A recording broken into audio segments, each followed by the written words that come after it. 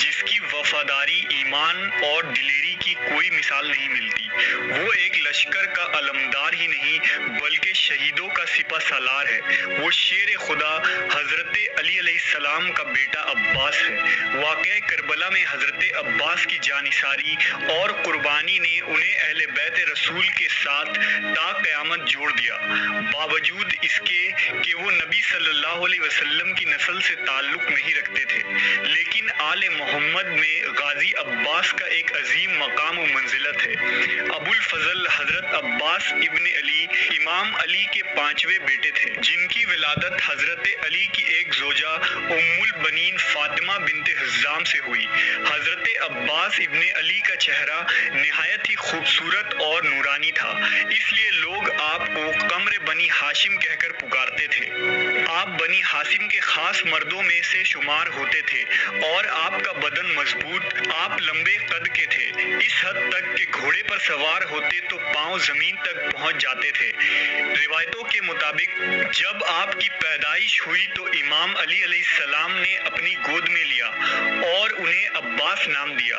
ان کے کانوں میں اذان اور اقامت پڑھی، پھر ان کے بازوؤں کا بوسہ لیا اور رونے لگے تو ام البنین نے رونے کی وجہ دریافت کی۔ آپ نے فرمایا، تمہارے بیٹے کے دونوں بازو حسین کی مدد میں تن سے جدا ہوں گے اور اللہ ان کے کٹے ہوئے بازوؤں کے بدلے اسے آخرت میں دو پر عطا کرے گا۔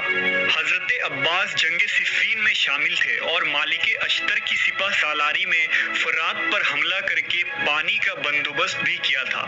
اس جنگ میں آپ کی جلالت اور شجاعت نے یہ ثابت کر دیا کہ امام علی ابن ابی طالب کا یہ فرزند شیر ہے جس کے رگوں میں ایمانی قوت کی ایک لہر دوڑتی ہے۔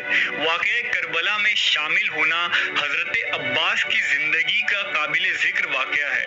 جب سن 61 ہجری میں یزید بن معاویہ نے لوگوں سے جبراً بیعت لینی شروع کی اور امام حسین مکہ سے کوچ کر گئے تو وہاں حضرت عباس نے ایک زبردست خطبہ دیا اور یہ اعلان کر دیا کہ جب تک وہ زندہ ہیں حسین ابن علی کی طرف کوئی نگاہ اٹھا کر بھی نہیں دیکھ سکتا اور حسین کو قتل کرنے سے قبل انہیں قتل کرنا ہوگا۔ جنگ کربلا میں امام حسین کے فوج کے علمدار حضرت غازی عباس تھے۔ حضرت عباس کی شہادت کے متعلق روایت نقل کی گئی ہے کہ حضرت عباس نے بنی ہاشم کے آخری فرد کی شہادت تک میدان کو نہیں چھوڑا۔ انہوں نے خیموں میں پانی لانے کا قصد کیا۔ آپ نے عمرو بن سعد کی لشکر پر حملہ کیا اور فرات تک پہنچ گئے۔ بعض مقاتل میں آیا ہے کہ عباس نے ہاتھوں کے چلو کو پانی پینے کی قصد سے بھرا اور منہ کے قریب کیا، پھر زمین پر گرایا۔ مشک میں پانی بھر کے فرات سے باہر آئے۔ واپسی پر دشمن نے ان پر حملہ کیا اور آپ نے نخلستان میں دشمن کا مقابلہ کیا۔ زید بن ورقہ نے کسی خرما کے اونٹ سے آ کر آپ کی دائیں ہاتھ پر ایک ضرب ماری۔ حضرت عباس نے تلوار بائیں ہاتھ میں لیا اور دشمن سے جنگ جاری رکھا۔